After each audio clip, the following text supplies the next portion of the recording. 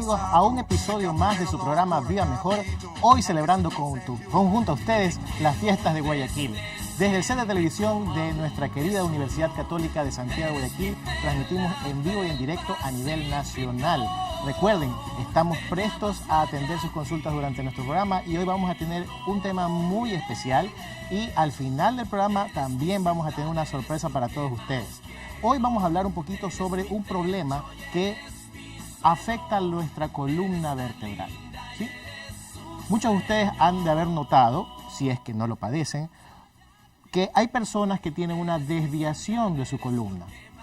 Aquí se forma una especie de S. Ven ustedes una espalda medio torcida, entre comillas, ¿ya? A eso se le denomina escoliosis. Y hoy vamos a comentar un poquito sobre este tema, qué se produce, quiénes padecen de esta condición y sobre todo qué podemos hacer para tratar este problema.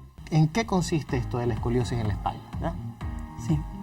La escoliosis es una desviación lateral de la columna en forma de C o en S. Okay. Claro que depende de qué tipo de escoliosis estamos hablando. Lógicamente, a veces estamos hablando de una escoliosis funcional o no estructurada, aquella que se forma inicialmente por hábitos posturales, por malos hábitos posturales, y esta desviación es temporal. Pero si ya hablamos de una escoliosis tipo estructural, donde por causas como congénitas, idiopáticas, como se mencionaba, o neuromuscular, ya son unas escoliosis ya más severas, donde existe ya una deformidad en forma de C o en S, pero con una prominencia ya muy elevada, en este caso, lo que normalmente nosotros conocemos como la jiba. En realidad, por ejemplo, hay pruebas en las que se puede diagnosticar si esto pasa de ser funcional a estructural. Hay una prueba que se conoce con el nombre del test de Adam, que es el inclinar al paciente hacia adelante y vamos a marcarle las vértebras con un marcador y vamos a notar que cuando el paciente se va hacia adelante se forma la jiba lateral. Okay. Cuando el paciente se reincorpora otra vez, entonces vamos a notar que las marcas que han quedado forman esa curvatura. Eso ya nos dice que es una escoliosis estructural, que pasó de ser funcional a estructural, donde ya dependiendo del grado que lleve esta desviación, el ángulo que se esté formando, va a requerir ya no solo ejercicio, sino también el uso de corset.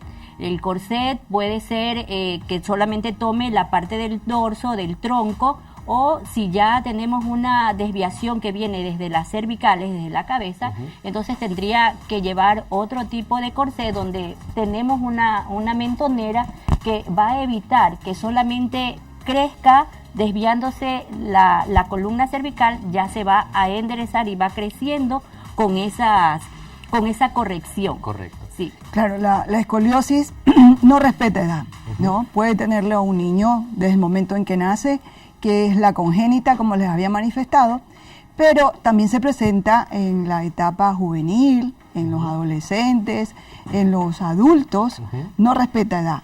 Con mayor frecuencia se da en las mujeres, ¿ya?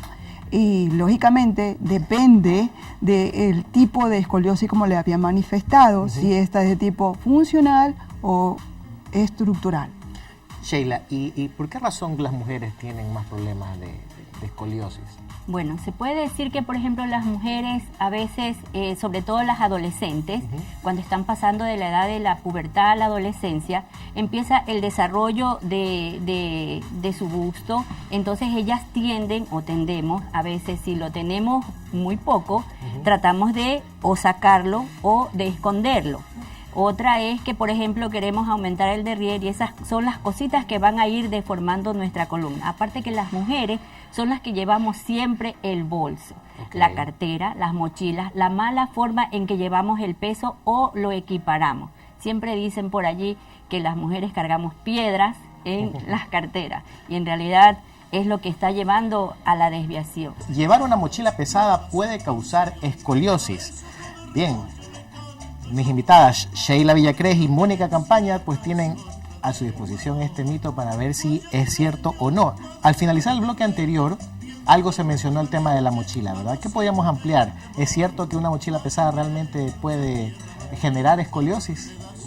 Ya, habíamos manifestado que la escoliosis en realidad es idiopática, que existen sí factores que pueden producir ciertos tipos de desviaciones y una de las causas por los malos hábitos puede ocasionar una escoliosis pero de tipo funcional, que inicialmente habíamos manifestado que es esa curva temporal que con tratamiento puede lógicamente aliviarse. Aliviarse. ¿No? Sí, pero el control de las mochilas sería un factor primordial para evitar que estos niños en etapa escolar, en ellos predomine justo ese tipo de desviaciones temporales. Es importante que si se les ha comprado una mochila, se la utilice como debería ser, ¿no?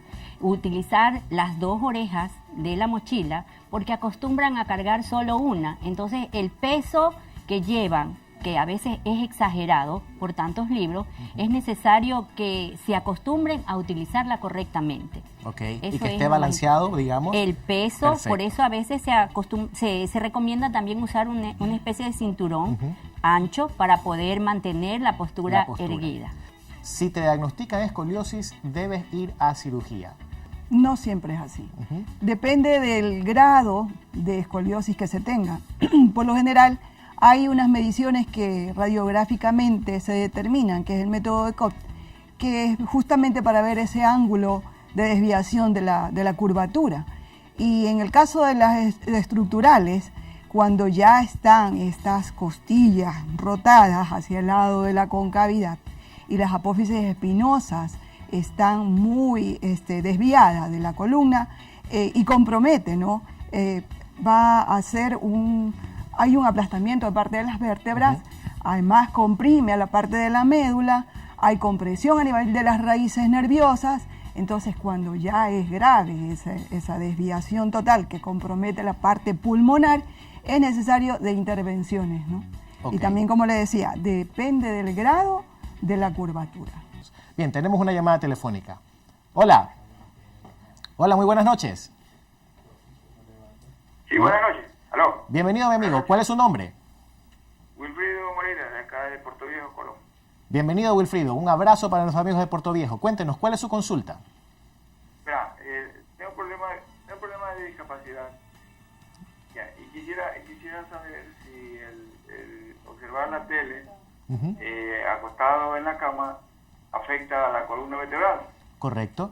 Cuéntenos un poquito cuál es su discapacidad. ¿Cuál es el problema? ¿No puede caminar, tal vez? Sí. Ok. ¿Y usted permanece sentado? Discapacidad física, distrofia muscular, en progreso. Ok, muy bien, comprendido. Bien, a nuestras invitadas, ¿qué le podemos decir Sheila o a Mónica, a nuestro amigo? Sheila. Bien, en realidad es importante que adoptemos posturas como lo hicimos desde el inicio. La postura acostada me va a llevar siempre a flexionar más el cuello y va a haber una compresión. Entonces es necesario que nosotros tratemos de sentarnos correctamente para no, porque típico que nos acostamos y es lo que hacemos cuando estamos viendo la televisión acostado.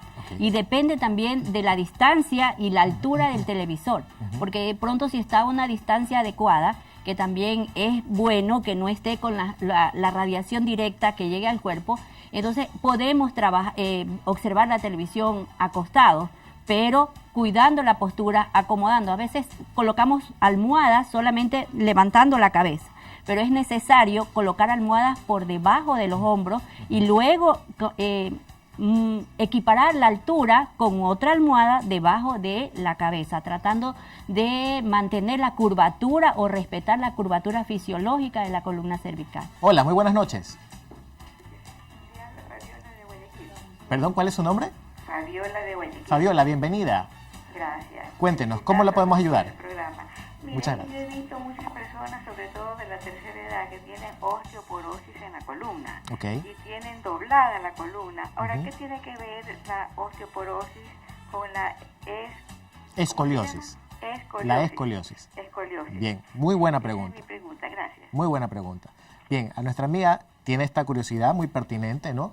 Ustedes saben que la osteoporosis es un problema que la presentan principalmente las mujeres a partir ya de la época del climaterio, menopausia. Poco a poco el hueso va perdiendo densidad ósea, es decir, su contenido es poco a poco carcomido, por decirlo así, si es que previamente no ha habido un cuidado, ¿ya?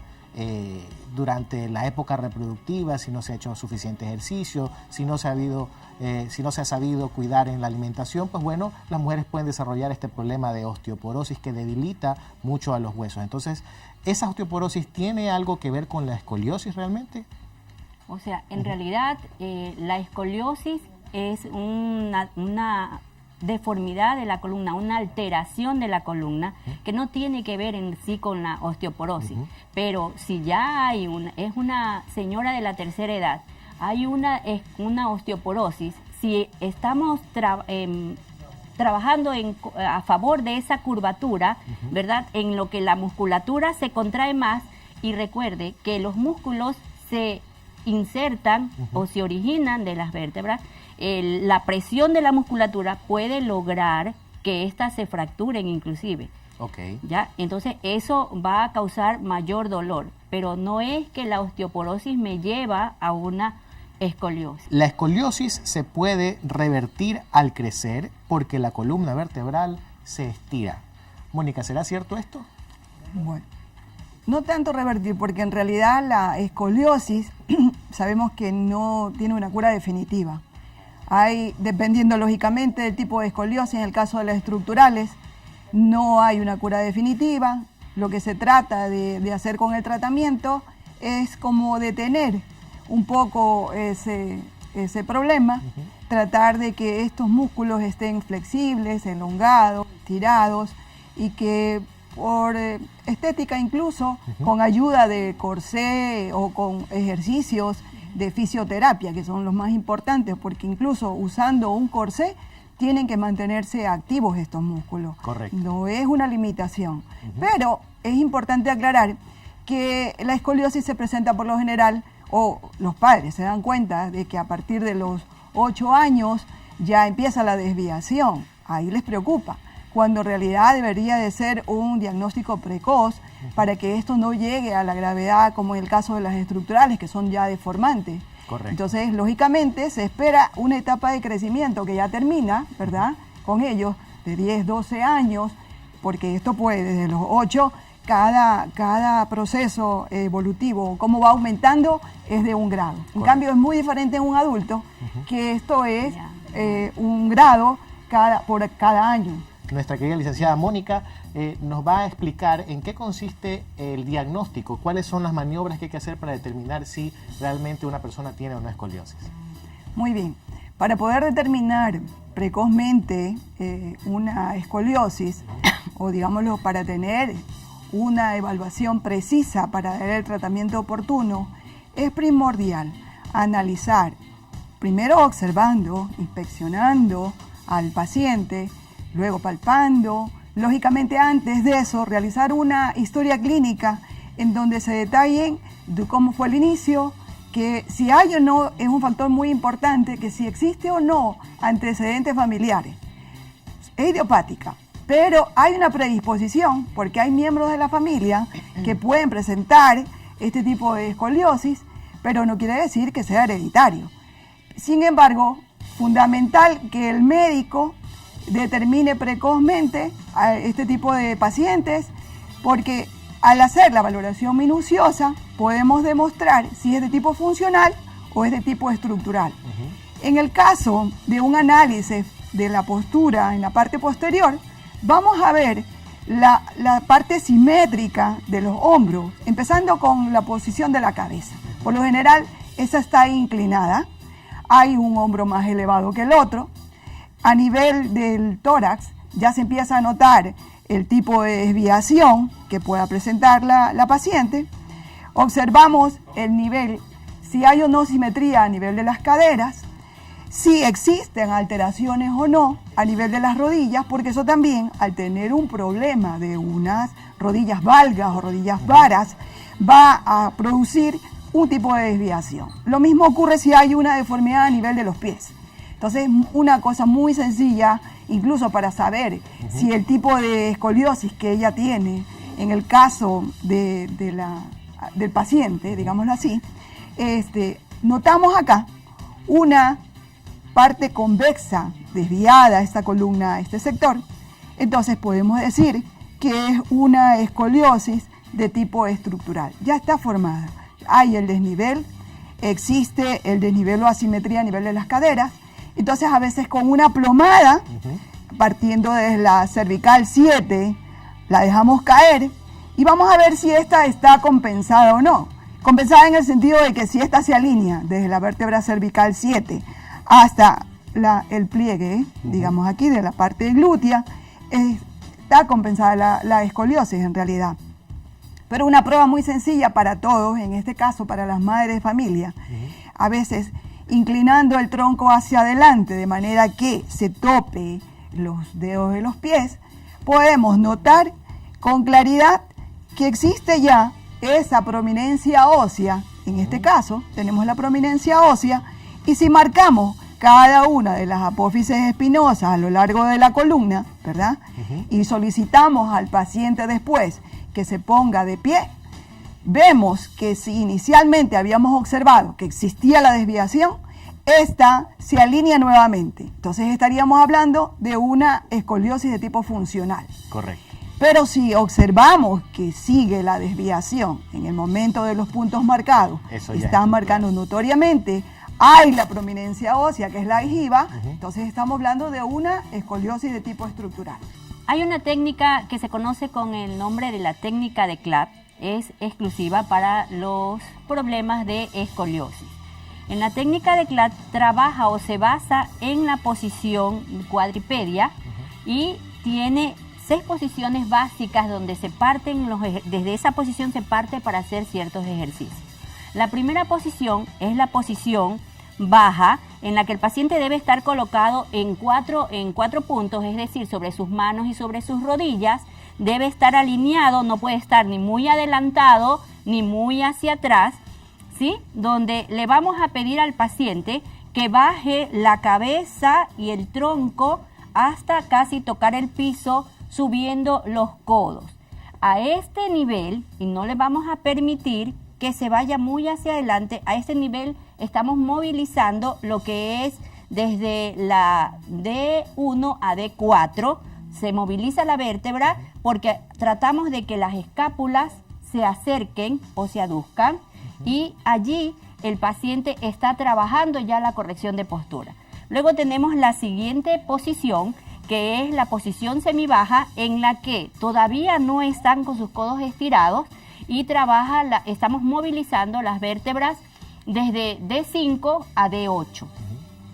Luego tenemos la posición horizontal, donde aquí se elimina la gravedad de la columna, ya no cae todo su peso, y mantenemos los brazos. Asimismo, en posición de cuadripedia tiene que estar alineado las manos con el hombro, la cadera con sus rodillas, y esta está movilizando desde D10 hasta D12, e inclusive algunos dicen que se moviliza también la L1. Yo quisiera, para culminar en este bloque final, que mis queridas invitadas nos recomienden cosas muy puntuales a nuestros amigos que nos están observando en la televisión. ¿Qué les podemos decir en relación a este problema de salud? Mónica, primero. Muy bien. Mi recomendación, en primer lugar, va a las madres y a los padres de familia, porque ellos son el primer paso para detectar este tipo de desviación. No espere a que su niño se queje de que tiene un hombro elevado, tiene desviada su columna, para llegar al médico. Es fundamental que empiece en el momento en que lo está bañando, en el momento en que lo está vistiendo, empezar a darse cuenta si hay o no alteraciones a nivel de su columna. Para que al momento que se percaten de esto, inmediatamente reciban la evaluación pertinente y, si es necesario, el tratamiento. Y Sheila. Bien, la mía va dirigida a los jóvenes, a los adolescentes, por favor, cuiden su postura. Es importante si están escribiendo, si están usando el teléfono, si están viendo televisión o si están recibiendo clases, traten de mejorar la postura, mantengan erguida porque estamos perdiendo la extensión y es lo que nos lleva. Ahora los jóvenes no van a sentir ningún malestar, pero cuando lleguen a una edad más adulta, entonces allí empezarán los problemas. Así que ya saben, amigas, amigos, ustedes estén atentos siempre con su postura, cuiden mucho la postura que tienen, sobre todo nuestros amigos más jóvenes que siempre andan con su celular. Bien, y como les había ofrecido, en este momento voy a enseñarles lo que les tenía preparado. Estoy en compañía aquí de mi querido amigo Gustavo Morán y él nos ha tenido una mesa tendida aquí llena de estas deliciosas muestras culinarias, ¿verdad? Cuéntanos un poquito qué es lo que tenemos aquí y a propósito de qué se trata esto. Hoy justamente es que estamos celebrando la Fundación de Guayaquil. ¿Qué nos tienes preparado? Bueno, hoy tenemos preparado algo por Guayaquil, varias cosas, sal y dulce, humitas, hallacas, torta de maduro, manzanas carameladas, algo como tradicional. Todo esto es tradicional de Guayaquil. Así es, bueno, faltan muchas más, ¿no? Pero pues traer algo para que dé el ambiente de Guayaquil, ¿no? Y cuéntanos, ¿cómo así tú nos has preparado todo esto? ¿A qué te dedicas? Cuéntanos un poquito sobre la empresa Magic Eventos es una empresa que ya tiene más de 15 años en el mercado. Nos dedicamos a la elaboración y coordinación de eventos sociales. Y esto es un poco el resumen de lo que podemos hacer en las fiestas. No solamente es la parte culinaria, sino también arreglos, dijiste, ¿no? Claro, lo que es ambientación y decoración, montaje de eventos sociales. Perfecto. Y algo me comentabas tras las cámaras sobre el papel que tú desempeñas en la parte educativa, ¿no? Bueno, sí, estamos hace 2 años estamos en el área de emprendimiento.